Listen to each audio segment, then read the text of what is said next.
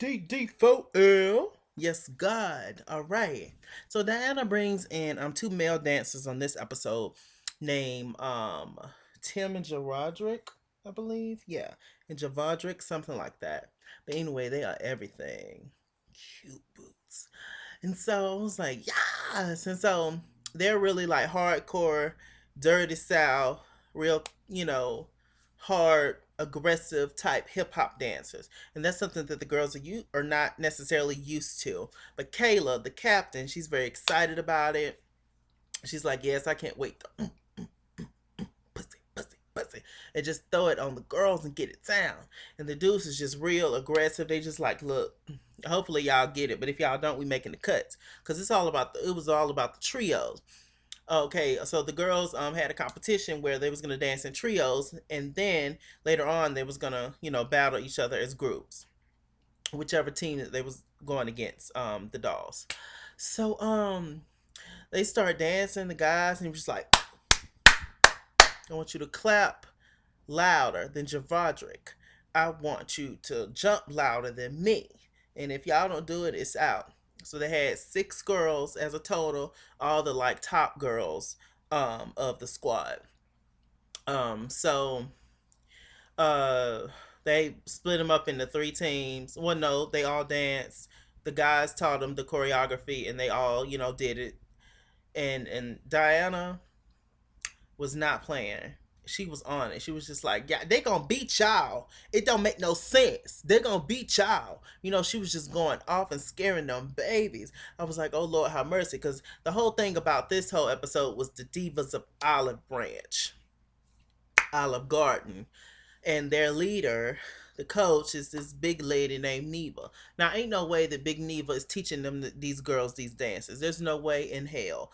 But I think she has like two queens on the side to help her out or something, because there's no way that Neva is jumping down and doing splits and shit. Child, bye.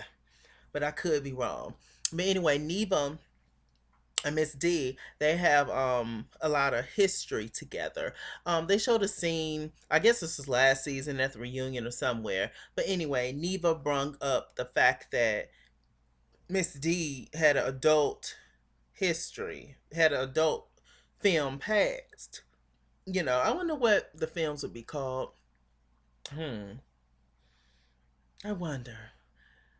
Maybe Dancing on the Dick. No, that's inappropriate.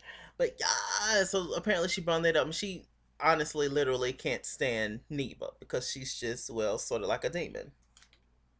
So the girls are getting cut left and right, and one of the girls that ended up getting cut was Sanjay. Sanjay is one of the girls, one of the top girls. She started off very weak, but the girls helped her along the way, and she got better and better and better. It's a little light skinned little girl with long hair, long weave. So her mama outside, who's adorable, Selena, and she's like, yeah, that's my baby. Yes, that's my baby. Look at Sanjay. They need a little cute girl with the long hair, up there dancing in the front. That's what they need. Like, child. And then one of the other mamas, I think it was Brittany, was like, child, well, she sure did needed some damn help. It's my damn daughter and her damn daughter helped your daughter out. She wasn't shit before she got with us. And then here come big ass Tawanda running her mouth. Tawanza, excuse me, running her mouth like that's any better. Talking about oh well, you need to do this, and it don't matter that Sanjay is better. I like Selena, and I'm gonna stick up for her, and her daughter pretty, my daughter pretty. We gonna get into that. Then I believe it was Tina, and I believe Tina is Kayla's mama. She was like, you know what? Um, I don't even know why Tawanza is speaking. She just got here, all right? And furthermore, her daughter Zatia ain't even on the level as our daughters, because Zatia graduated from baby dolls to, now a grown woman doll, if you will. So it's just a mess with them damn mamas. And basically Sanjay and Christinia, which is Whitney's daughter, I believe, got cut too. And so they was just in there arguing, and it was both looking the fool because both of their damn daughters got cut. How about that? So a little later on, Tawanza invites Selena over there to her house to get makeup done and shit. Because she feels like her and Selena got a lot in common. You know, we both the pretty girls. We got pretty daughters and this and that. And we found out that Tawanza has a dance past as well. She was, I believe, on the Majorettes or something. But anyway, she stopped dancing pretty much because she had her babies and she blew up like a Toll House cookie. And so, that's pretty much why she stopped dancing. Um, and she was just like, you know what, we just need to get stick together and work it out. And Selena is from the beginning, she was taking up for Tawanza because she know how does it feel to be the new parent on the block with all these aggressive parents and all that. And they just think that they're gonna stick together because they feel like the other parents are against them and they think that they're better in all areas than the other parents. Quite foolish, if you ask me. But hey, it is what it is. Um, so we get to the meet, and everybody's excited. They worried about the trio and everything. So the three girls that was picked, all I know is Kayla, and it was two other girls that was picked. These names are, yeah. So we get to the whole show and everything, and all the girls, they do the trio. First it was the Divas of Olive Branch. They did their thing, the three girls. And one thing Miss D mentioned at the beginning of the episode was that the Divas of Olive Branch is not necessarily the most technical dance group, but they are quite creative with some of the stuff they do. So that's kind of why they're somewhat of a threat. So um they pretty much did the thing, the trios. The Divas of Olive Branch went first, then the dolls. The dolls straight killed it. The male dancers, they was all proud. I was proud. I almost got emotional. Them helpers was slaying, darling. Slaying to the gods.